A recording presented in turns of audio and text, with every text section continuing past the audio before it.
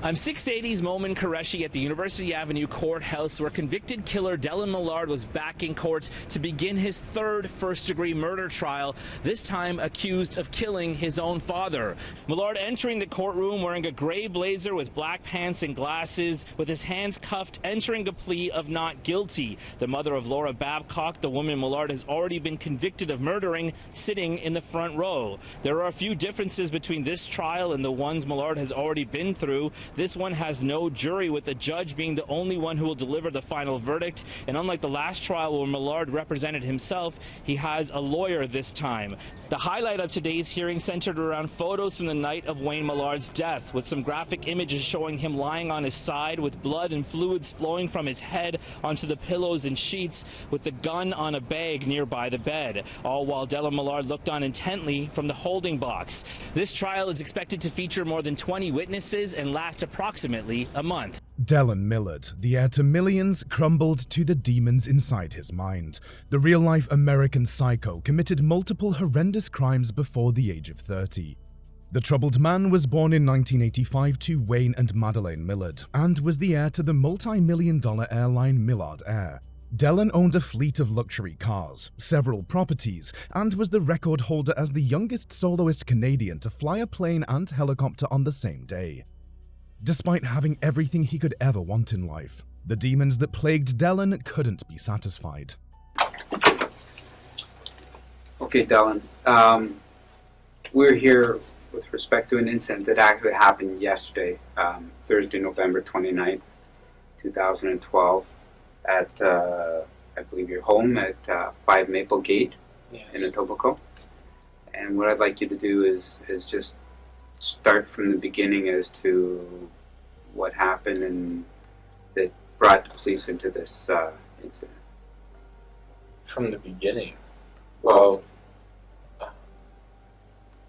I don't know what happened yesterday, but today I got back to the house sometime between 6 and 6:30. Okay, just today is, we're after midnight now. Friday. So it's Friday, so Okay. That's why I say yesterday as far as Thursday. All right, Okay. yes, I see. And so Thursday, sometime between 6 and 6:30, I got back to the house.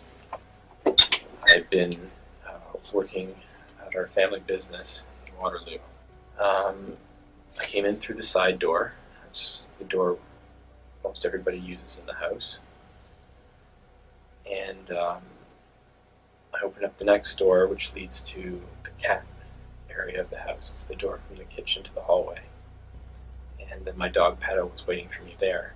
And I walked down the hallway, and I walked to my room, and I picked a sweater out of the closet.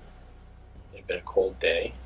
And then I was on my way back to the kitchen to make a snack, and I noticed that my father seemed to still be asleep in bed, which was odd because it was late in the afternoon. And so I poked my head in, and something didn't really seem right about the way he was laying. He was laying very stilly. And then I walked into the room, and I saw the blood on the pillow. And for a moment I had to leave the room. I actually went back to my room, and I got out my phone, and I walked back into my dad's room, and I called my mother,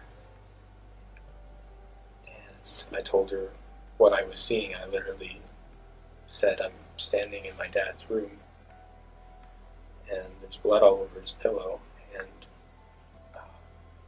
he's dead. And at first, she thought I actually meant my dog Pedo, because she kept asking about his dog bed. I said, no, not the dog bed, but his bed's pillow. She said, well, Pedo's not dead. Who's dead? I said, my dad. And she just started screaming on the phone. And I stayed on the phone with her for a while. I went out to the front. I left the room. I paced in the front driveway. I stayed with her on the phone for a while. And I tried to get her to take a taxi, but she insisted she drive out. And so she drove over. And I texted a friend of mine, Andrew Michalski, and I told him that something terrible had happened, and would he please come over? I didn't want to be alone. And he did. And we waited in the driveway together until my mother got there. And then she went in the house by herself for less than 10 minutes, more than 5. And she came back out, and she pulled out her phone and she called the police.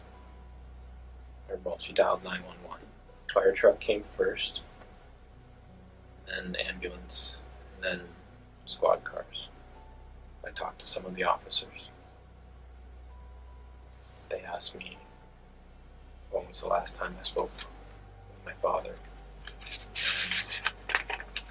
and what time I came home that day. That's what happened yesterday. Dellen Millard's grandfather Carl Millard founded the Canadian airliner Millard Air in 1954. When Carl passed away, Wayne Millard, Dellen's father, took control of the business with Dellen at his side. Growing up, Dellen had a fairly normal childhood, despite his parents being divorced. He went to a prestigious private school with children who were also from wealthy families. Often, however, the children Dellen went to school with would often recall seeing him snacking in the hallways on bone-shaped dog treats. So you were in Waterloo? Mm-hmm. Where were you in Waterloo? Waterloo Kitchener International Airport. We built a hangar there, a large one. And there was all kinds of mechanics there. I moved a bunch of trailers around. We had to tidy up the floor to make it look more presentable. Okay. So you work for the family business? Yes, I do. And the family business is? It's Millard Air Incorporated, and it's right now being trying to be reimagined into an MRO, which is a maintenance and repair organization. And it's essentially a garage to bring airplanes, get them fixed. A couple of years ago, we were a hangarage business on Toronto Airport, where we rent hangar space to companies, and now we're trying to get into the maintenance side of things. So this is a new endeavor then for the company? Yeah. Dellen speaks with a monotone voice, not showing any emotion towards the retelling of how he found his father. You can hear Dellen sniffle, but his voice is unwavering. This could be a potential red flag for the investigators, as someone who just found a dead body is usually far more emotionally distraught than this. You can also note how he continues to look from one investigator to the other, as they both write things down. Dellen is also seen fidgeting with his hands, but it appears as if he's forcing himself to keep them front and centered, as to show his calm demeanor. Okay. And how's that going as far as the new hangar and everything in Kitchener? It's going. It's stressful. It's been about a year and a half of very hard work for everyone involved, and we haven't got a contract yet. So from an accountant's standpoint, it's not going well. How long has this business been up and running? Well, it's viable to start doing maintenance repair order? We got our license about 3 weeks ago, and it's been over a year of preparation to get to that point. What's your position in the company?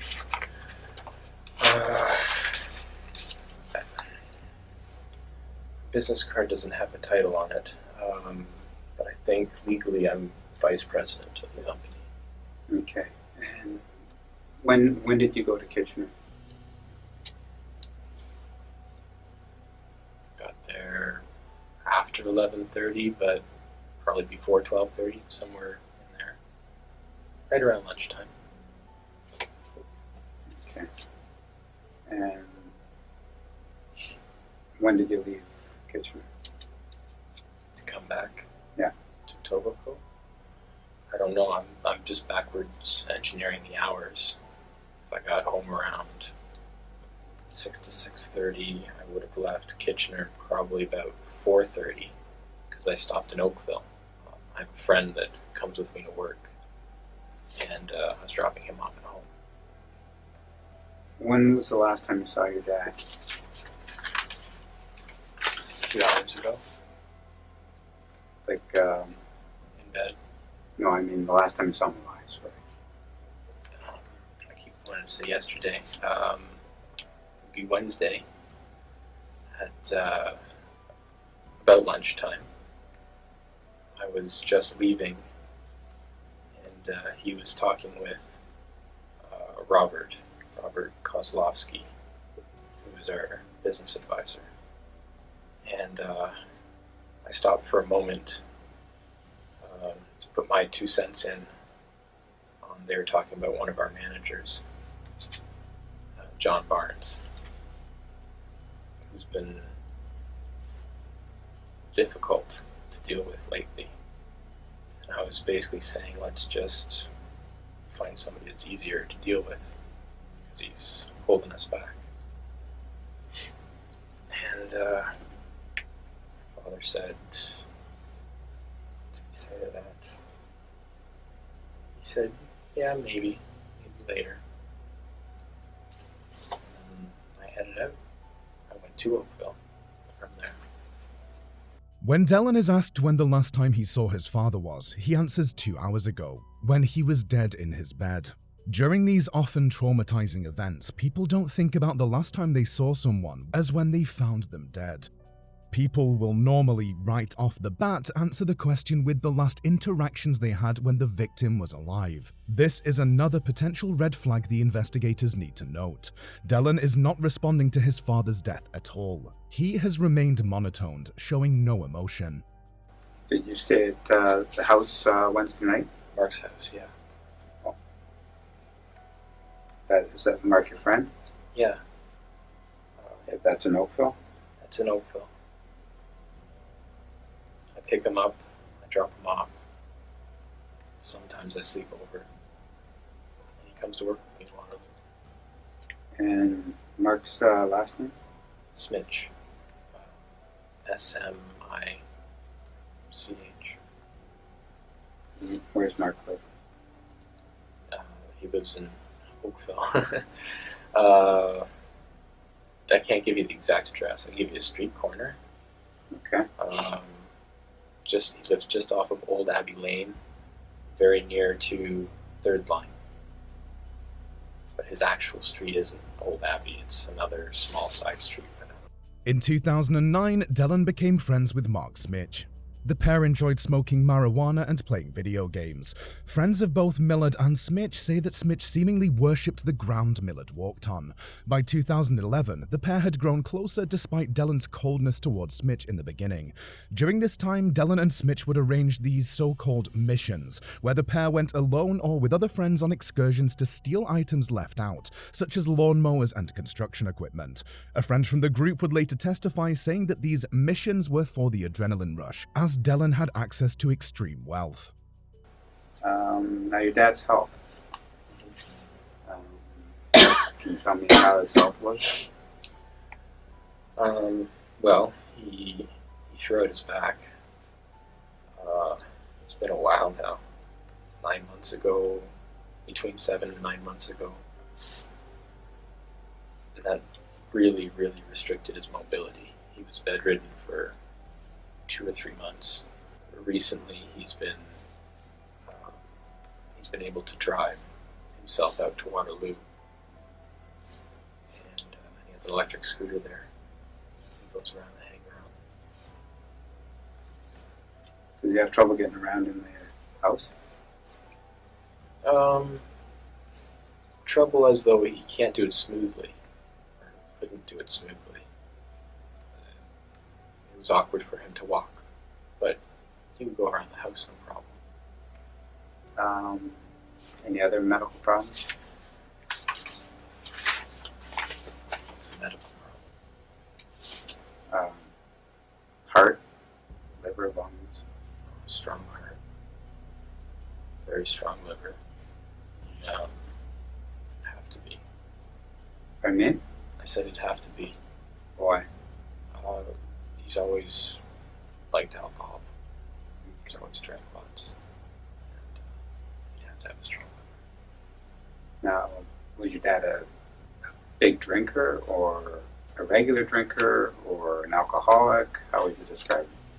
I don't like to say the word alcoholic, but it fits. He was a regular drinker, like every night, more than I could drink. He was also a regular non-drinker. During the mornings and the days, he wouldn't drink at all.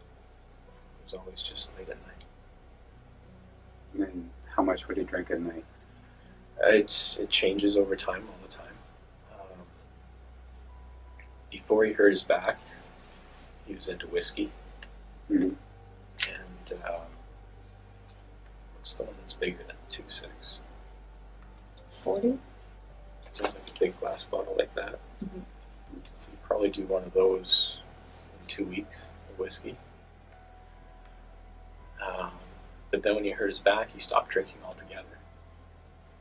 He actually thought that it wasn't a back problem, that it was a kidney problem related to alcohol.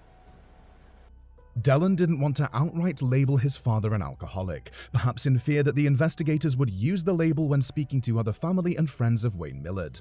If someone is an active alcoholic or was in the past, family and friends would remember that key detail. If Wayne never outwardly struggled with alcohol, it would come back onto Dellen negatively. Your dad, did he have any guns in the house? In the past, he has definitely. The safe that the detectives and officers have seen tonight, he's had that safe as long as I can remember. And he's opened it in front of me maybe 3 times in my life. And he used to have handguns in it. And the last time he opened it that I saw was over 3 years ago. And it had a bunch of pistols in it then. But about 2 years ago, even 2 to 3 years ago, it had something to do with the gun registry that was going on. It prompted it. He said that he gave all of his guns to a fellow named Les Beatty, who at that time was working for us. He doesn't work for us anymore. In 2009, Dellen met Laura Babcock at a pub. The pair dated for several months but decided to end things. Keeping up with the playboy mentality Dellen had, he and Laura continued on with a sexual relationship only. Between 2010 and 2011, Laura would go on to date a man named Shaw Lerner for roughly 18 months. Prior to their breakup, Laura confided in a healthcare worker that she had been struggling with depression, anxiety, and had even admitted to acts of self-harm. Laura would continue to spiral, and before long, she had a developing drug addiction. She would soon become homeless and would be forced to work as an escort. During this time, Dellen would begin dating a woman named Christina Nodega. Nodega was jealous of the relationship Dellen and Laura had. The women would often text each other taunts. So your understanding was your dad didn't have any guns left? No, I didn't think so. Now you mentioned the safe. Do you know if there was a combination somewhere for the safe, or His lawyer will have the combination. the lawyer would have the combination? I would imagine so. I don't see how he'd ever expect me to open it after his death.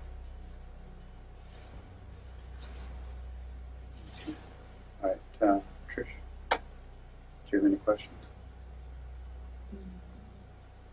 Did anyone else ever stay over in the house besides you?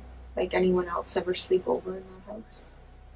Sometimes Mark would sleep over at my house, and then we'd just go straight to Waterloo from there. Not recently in the last maybe 3 months, but before that, sometimes I would have parties and people would have had too much to drink to drive, so they'd just sleep over in the basement. That was never regular. That was sort of on just a case-by-case type of thing. For most of the interrogation, Dellen remains rigid with his hands folded in front of him. This may not be a sign of deceit or anxiety, but paired with the monotone voice, it creates an unnerving atmosphere about Dellen. Every so often, his voice will lower into a near whisper. It seems as though Dellen is unsure and unconfident about the information he is giving to the investigators. This could be seen as a sign of lying. What's the whole basement set up for downstairs? For parties. For parties? Yeah. We tried to make it look like a club. Who set it up like that? I did the interior design stuff for it. Like paint colors and wallpaper. And how often would you have parties? This year I've had 2. Would you advertise them, or? No. Oh, no, just friends of friends. When would your last party have been? Somewhere in the middle of the summer.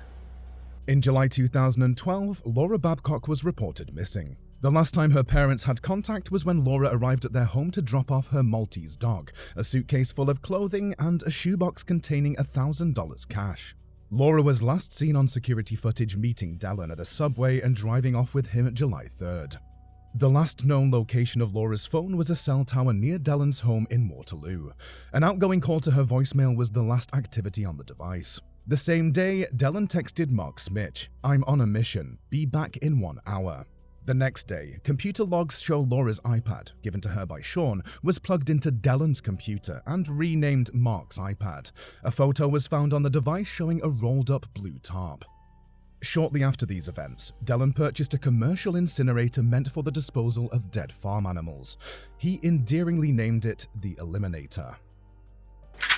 Have the police ever attended there for any of these parties? I think a couple of years back we had one get out of control. And we had to call the police to get people off the property.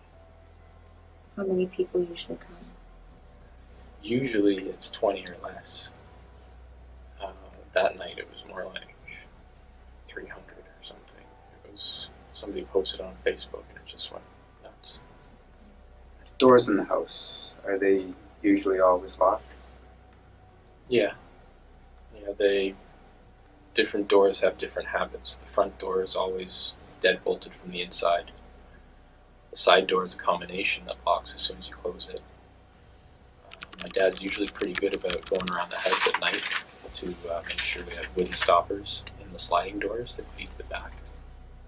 The investigators questioned Dallin about his previous parties, possible drug habits, and the locking of their doors as a way to downplay their suspicion of his involvement in the crime. Police often use the tactic of misrepresentation of the nature or seriousness of the crime to make the suspect feel confident in their story. The less reserved they are, the more likely the suspect will slip up.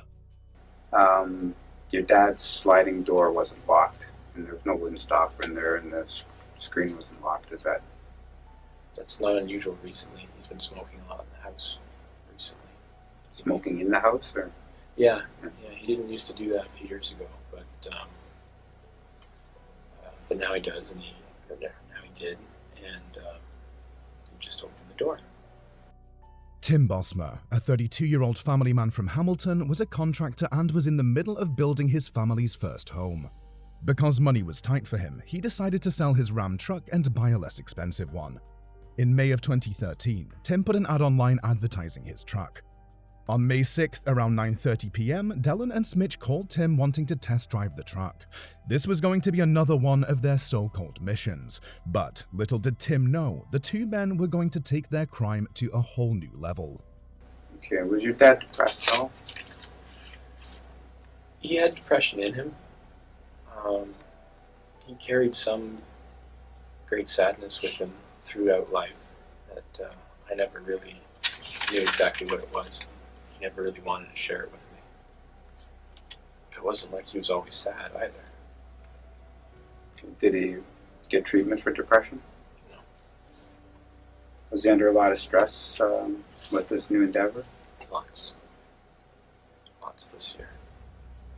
Was there a chance the business was going to fail? And Yeah, that chance is more than a chance. is it still a chance, or? Oh yeah. Okay, and how soluble is your dad if the business fails? I'm not sure I understand the question. Well, like, based on the fact that it was your grandfather's malaria company, a big transportation company, sold his hangars in Toronto. Yeah. the house and some of his possessions, your dad had amassed a certain amount of wealth and looked like he was pretty successful. So if this business, this new endeavor, doesn't fly or it takes a longer time to get off, is your dad going to go bankrupt? Or Yeah, everything that we have is in this business, including loans on the house, and including a large loan from RBC Bank for the business itself. Wayne Millard had millions of dollars in not only his assets but within his bank accounts as well. Dellen owned numerous properties, luxury cars, and more. If all of their money was in the business, they would not have been able to afford half of the things they owned. Without Wayne in the picture, however, Dellen would inherit amass wealth from his death and the CEO chair of Millionaire Incorporated. so how long did your dad think that it should, like, the year and a half that it took to get to this point to get the license, was that longer than it should have been? We originally projected 9 months, and it became a year. And we thought that as soon as we had the license, contracts would be coming in steadily and easily. We haven't got a contract yet. It hasn't been that long. It's been about, like I said, 3 weeks. Tim was reluctant due to the late hour, but agreed to meet with the men anyway. Dellen and Mark were said to have arrived on foot to the address. The pair told Tim and his wife Charlene that they had been dropped off. Later testimonies say that Mark was driving Dellen's SUV. Tim went with the pair as they test drove the truck, but minutes soon turned into hours and they never came back. After several hours, Charlene called 911 to file a missing persons report. On May 9th, the police held a press conference asking for the return of her husband.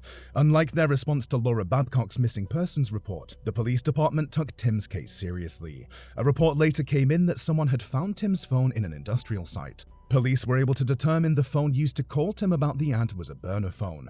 Records from the burner phone revealed 2 other people Dellen and Mark contacted to arrange meetings with. The first one said the men never showed up, but the second one was able to give authorities a description of both men. The man told officers that one of the men who showed up to the meeting had a tattoo on his forearm of the word ambition. This tattoo would later lead to the identification of Dellen Millard. When you went into your dad's room, okay, and you saw him there today, did you take anything out of the room or touch anything or move anything? No. Did you see a note or anything in the room? No. Anywhere in the house? I wasn't looking for one, but no, I didn't see one. You have a housekeeper? Yes. Her name? Her name is Dina. How often does Dina come? Usually twice a day. What time of the day would she come? She would come